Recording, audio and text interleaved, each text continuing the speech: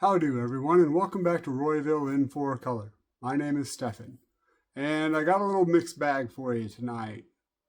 Well, maybe tonight? Depends on when you watch this. Anyway, it's tonight for me. So, I got some books that I just picked up, and I got some books that I read. So, without further ado, let's get into them. So, I'm going to start with the ones that I just picked up. I haven't read these yet, and I'll tell you very little bit about them. All right. So I wasn't going to pick this book up. This is called Batman Smells Robin Laid an Egg. It was maybe some kind of anthology promotion for Christmas. I wasn't going to pick it up, but I saw Dead Man on the cover, and you know that I like my Justice League Dark or my Dark DC characters. So I had to pick this one up. Hopefully he's in it. I don't know. We'll see. All right. That's number one. Number two, I got this one. As you know, I'm working on my Superman collection this year. And I love this cover, Truth, Justice, and the American Way. I know they changed it a little bit, but anyway, I really love this cover. Also, I think, let's see here. Yeah, there we go. I'll get it later. Yeah, so you can see that there. Truth, Justice, the American Way. So, next one, I picked up a few Superman comics. These were actually in like a dollar bin at one of my local comic shops. So, hey, for $1, I'll buy that for $1. Anyway. All right, so here is a Supergirl cover that I did not have. It looks like she's about ready to square off with Superboy. And let me see here. Got another one here. Another Supergirl cover heading to Smallville. Actually, I didn't even know. Nope, these are way different. This is the Triangle Era. If you're interested in the Triangle Era, leave it down in the comments and I'll do a video on it. But it was a run for Superman, very briefly. What it was very briefly. This was 1995, number 4, and this was 1993, number 19. So, not sequential. But been getting into the Superman family, been getting into Supergirl a lot more, so it is what it is there. So, next, I got this one. I'm hoping it's Dick Grayson, Robin. How about this? How about we both find out at the same time? Let's see here. Yeah, most likely, because we have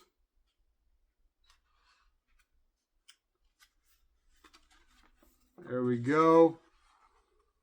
The Flying Grayson. So this is about Dick Grayson. So super excited. And it was $1. So, yep. We'll see how that goes. It is Chuck Dixon writer. So, you'll see a little bit more about that later. But adding to my Dick Grayson collection. How do you like that, Nightwing? I like it a lot. Oh, me too. Thanks. Speaking of Dick Grayson, you know that I'm trying to complete my Teen Titans run, and every Teen Titans book I get, I would pick them up for the covers. These covers are great. So, here's the first one I picked up. These weren't $1, by the way. A little bit more expensive. So, here's Teen Titans 16 from the original run. And look at that cover. Isn't it just fun? Teen Titans in the Dimensional Caper. Caper? Yes, Caper. And They're all coming out of the book. Does it have to do with a book? Is it like a fairy tale? We got the Titans, the colors. Great cover. Can't wait to get into this one.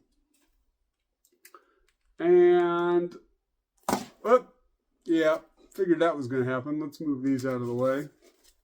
All right, so the next one is another Teen Titans. And if you want to talk about look at the covers,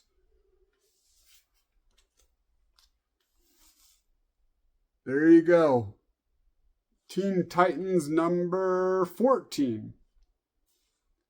And, well, I guess he doesn't quit, seeing how that was Teen Titans 16 that we just saw. But look at that cover. That is just amazing. So, yeah. And, I mean, obviously it's not a mint condition. You can tell, like in the trade dress, there is some dirt and stuff. But even with that, the colors pop like you wouldn't believe. All right. Speaking of Dick Grayson, so those are the ones that I have not read. They'll go into my queue. I have a comic book app that has all of the comics that I have not read in it. And when I read one, I just click on it and it goes into my read pile, kind of digital red pile.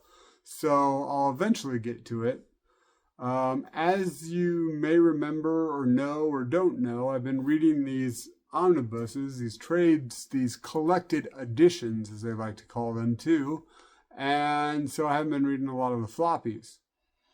Well, I just got done with one, and I had to have Dick Grayson Nightwing here to help me show you what it is.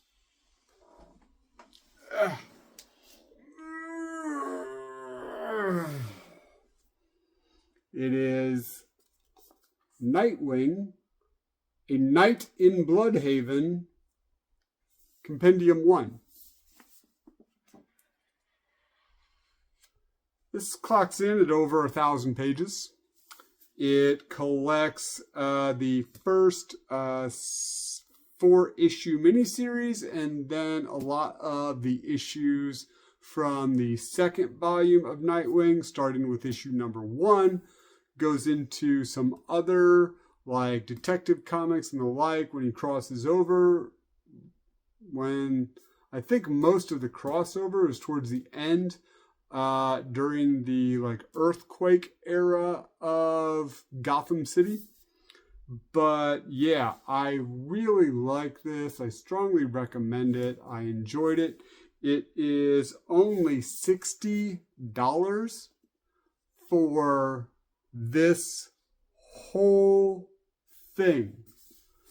Let me see if I can do a quick rundown here. We got 1, 2, 3, 4, 5, 6, 7, 8, 9, 10, 11, 12, 24, 36, 37, 38, 39, 40, 41, about 45 issues in this compilation. You can just pick it up and go and read it all the way through. Nightwing deals with a arch villain of his called Blockbuster. He tries to protect the streets of Bloodhaven from various types of criminals, even some taking his name, maybe. Not going to tell you exactly. But I really, really enjoyed the writing. I will say, in all fairness, and you'll have to look it up to see who the artist was, but the main artist of this, I had a little bit of a problem with. A lot of the art is this color. So they really try to keep it kind of those blues and blacks and grays a lot of the time. I mean, there is other color in the book, especially when he, looks in, has a flashback and he's Robin or Dick Grayson. Sorry, not Dick Grayson, Tim Drake. I'll get to him eventually. Tim Drake comes and helps out, or he goes to another town, Gotham, and helps out. However, a lot of the art, and if I can get a picture of it, I'll show it here. But a lot of the art just really, it confused me. I had a hard time a lot of the times realizing what was actually going on in the panel. It was almost a sigh of relief when they had like a guest artist, or it was an artist in another book, not Nightwing. It didn't ruin my enjoyment of the book, but it did kind of make it harder for me to read the book. However, it's Nightwing, it's Dick Grayson. I still loved reading it. I strongly recommend this. Nightwing, A Night in Bloodhaven, Compendium number 1. I think this year Compendium number 2 is coming out, and I'm definitely going to pick that up. Alright, so now I've got 3 floppies for you. The first one is Kill All Immortals number 4. This is published by Dark Horse. It is written by Zach Kaplan, and the art is by Fico Ossio. And once again, you like Vikings, you like bloodshed, you like Kill Bill, you like travel, then this is the book for you. This book is hitting on all cylinders. It is a roller coaster ride from beginning to end, in my opinion. The main character, Sigurd? Freya? Wow, I can't even remember. I'll look it up and down here. Sorry, I've been reading the Poetic Edda. Man, I can't talk. I've been reading the Poetic Edda, and there's a lot of names, so I apologize. I'll put her name down here, but she is going after her family. She is the daughter of Eric the Red, going after her family. They're immortals, kill all immortals. It is action-packed, and it is so good. I think there's only one more issue. You might be able to find the issues at your local comic shop. If not, I'm sure this baby is going to have a trade coming out. So yeah, definitely great story. Oh, I'll leave it there. This one I picked up on a whim. It is Cruel Kingdom. And the publisher is by EC and Entertaining Comic. EC, not exactly sure, but sorcery on the side there. If you are wondering, this is cover B or D. It's not the main cover. The main cover has a robot king knight on it. There's a couple others. There's like, I think, Cruel Science Fiction, Cruel Horror. They're basically anthologies. I would say in the style of maybe like the old pre-horror, pre-code horror comics. But yeah, this was a really fun read. There's, I think, 4 stories in it. We have a team up of the writer Greg Pak and the artist Leo Max, Al Ewing and Cano, Chris Condon and Charlie Adlard, and the last one is Ben Waters and Andrea Muti. And these were really good stories, okay? So, like, they're only, I think, maybe 10 or maybe 14 pages each. But, like, the first one is about a post-apocalyptic world. Now, all of them have a kind of a sword and sorcery theme. There's some that have a little bit of science fiction, like a fantasy world gets visited by basically the crew of the Enterprise. You'll have to read it to discover why I say that. You have a post-apocalyptic society that is protected by a Night King that's a robot. You have there was one that I really, there was one about small village summoning a demon. Yeah, it's very, very interesting. It's not your standard kind of fantasy trope. It's not your standard sci-fi trope. I really enjoyed this, and I recommend it if you like sword and sorcery. If you like off-kilter science fiction stories, yeah, really cool. And this is the first issue. I think it came out this week or last week, so you should be able to get a copy of it. I strongly recommend this. It's quirky, it's interesting, and I'm going to keep going with it. All right, so I'm down to my last comic, and this is a surprise hit for me. Aquaman #1. Yeah, I didn't think I was ever going to recommend an Aquaman, but I mean, a lot of people kind of look down on him, and I mean, there's a lot of hit or miss with Aquaman, but this one is written by Jeremy Adams, and the art is by John Timms, and it is so good. I really like the art. I think it fits the style of the writing. Basically, after the events of the Absolute Power, Aquaman has a few weird powers. He's basically Aquaman, though, but he can control water. But yeah, so now he's like back in being king, and everything's basically back to the status quo.